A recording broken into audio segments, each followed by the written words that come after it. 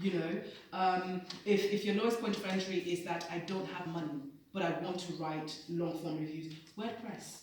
You can do .wordpress. Do you see what I mean? And then when you start from your lowest point of entry, you've removed your biggest anxiety, and then you then have the freedom to then create and then form and also give yourself the room to adapt. So, and also, when you want to criticize or critique yourself, don't start with, I don't like this. For me, it's a case of, okay, yeah, I don't like this. What do you not like about it? Be more direct. What do you not like about it? How can I improve on this? And I always say, as a reviewer, the worst thing is thinking about how people are going to receive your review. Yeah. My thing is, how do I receive my review and who am I representing? I see myself as an advocate of the person who's not in the room. So if I'm reading a book and it's got an LGBTQ character and I'm a straight person, right? And I'm reading, I'm like, if I was, how would I receive this? You know, I think that if I see myself as an advocate, it makes it easier for me because I'm removing myself from the equation and I'm able to be more objective and I'm able to then defend my position as a reviewer.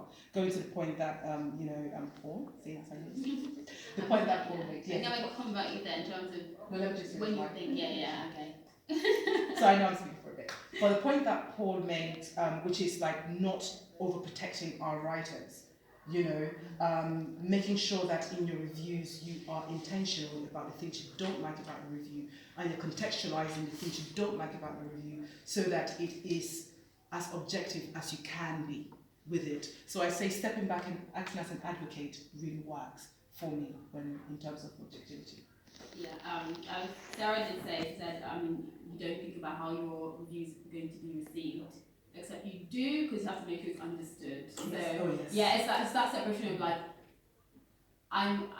the point, I stand in my point, but can I articulate this in a way that someone else can read this and see where I'm coming from? So as long as your point isn't convoluted, so that's the only part you have to think about the readers for. Am I putting this across in a way that can be easily understood? So is anyone going to be confused about my point when they read this from me? That's what we're checking for, I think, when you're doing a review. Because if anyone can come back and be like, I wasn't quite sure, where you're like, no, I just really love this book.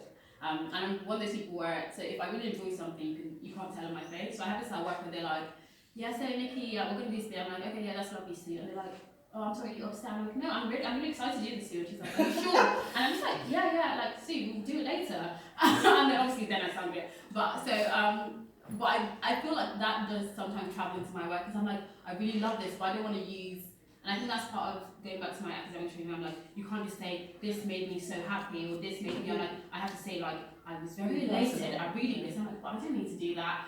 So it's also me working through those boundaries of how do you convey an honest truth that anyone who reads it is like, this is where this person stands on this.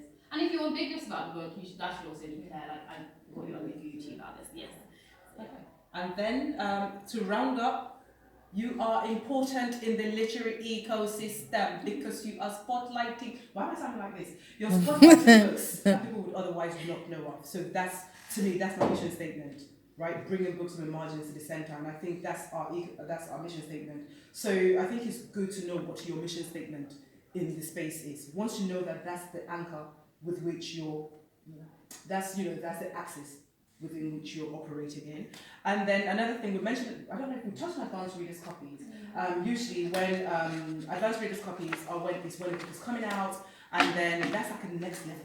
It's like, I got my first art, oh my god. So a publisher would have heard about you, or they'll get in touch and say, this book coming out, we would like you to write a review.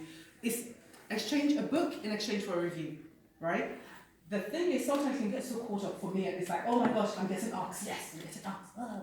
And then the anxiety of having to post the review on time. Mostly, what I do is when I receive my advanced reader's copy, I say to them that I will post a review in due course, right? So you don't ever put a timeline on yourself. Okay. See, I like to work to then if you can know. I think you know what you like. What works for you. Yes. Okay. Because you can get to a level where you get so excited, it can become quite inundating.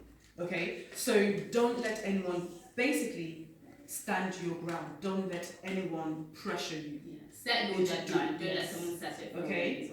Have a principle, right? I will respond in due course. And when you do, let them know that, oh, hi, da da da da da da da da. Okay?